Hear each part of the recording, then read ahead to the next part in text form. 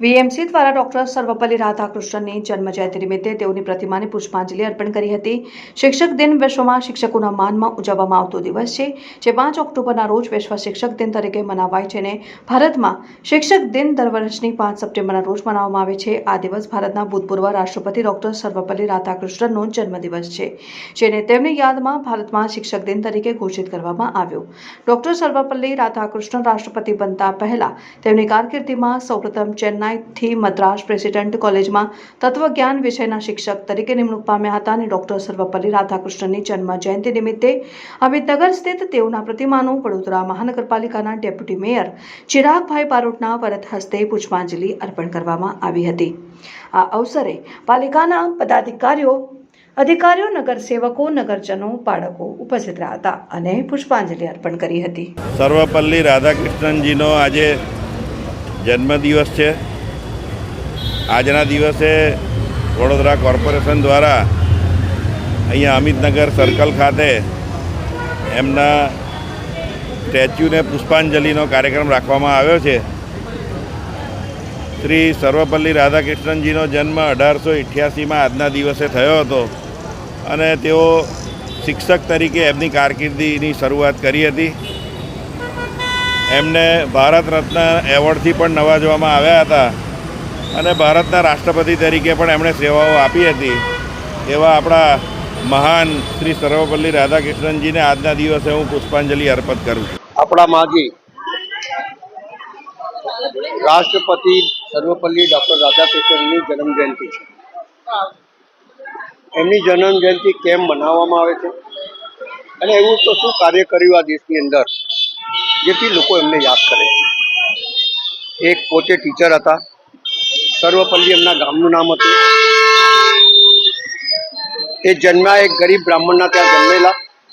એમનો મેઇન ઉદ્દેશ ભણવાનું હતું। એ ફિલોસોફીના માસ્ટર હતા અને એમને 20 વર્ષની ઉંમરમાં સ્નાતક થઈ ગયેલા હતા।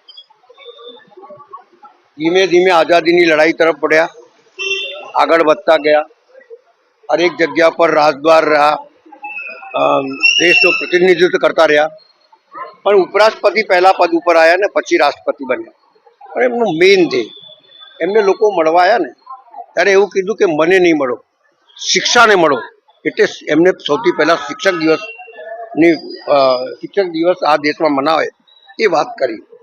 એની સાથે સાથે એમને કીધું કે ગરીબ બાળકો, કારણ કે એમને ગરીબી જોયેલી હતી, ગરીબ બાળકોને તમારે સ્કોલરશીપ મળે અને સ્કોલરશીપમાંથી એ વધારે ભણી શકે એ પ્રમાણેની વ્યવસ્થા કરી। એ જ્યારે અમેરિકા ગયા ત્યારે આ પહેલો રાષ્ટ્રપતિ હશે જેમને હેલિકોપ્ટરથી સીધા વ્હાઇટ હાઉસમાં લઈ ગયેલા। આટલું માન સન્માન હોવા છતાં પણ એ પદ ઉપર એમને સૌથી પહેલા જે એમને મહેનતાણું એટલે વધતું મળતું હતું એમાં કાપ મૂકીને 2000 કરી દીધું। આજે તો લોકો વધારે વધારે લેવાની ઈચ્છા રાખે છે, પણ એવા લોકો હતા જે એમના મળતું ભથ્થું પણ ઓછું કરી દીધેલું હતું અને ખાસ ધ્યાન શિક્ષા તરફ આપ્યું અને જે એ શિક્ષા જ છે જેના લીધે દેશ ખૂબ આગળ વધ્યું છે। અને મારું માનવું છે કે જેમ જેમ નીચેના સ્તર સુધી એમના કયા પ્રમાણે નીચેના સ્તર સુધી લોકોમાં શિક્ષા જશે તો આ દેશ ખૂબ પ્રગતિ કરશે એવું એમનું માનવું હતું। અને આજે આપણે જોઈ રહ્યા છે કે નાનાથી નાના ગરીબ માણસને, કાલે મેં પેલું અમિતાભ બચ્ચનનું કૌન બનેગા કરોડપતિ જોતો હતો, એક ગરીબ આદિવાસીનો છોકરો સાહેબ એ જવાબ આપતો હતો 50 લાખ સુધી પહોંચી ગયો।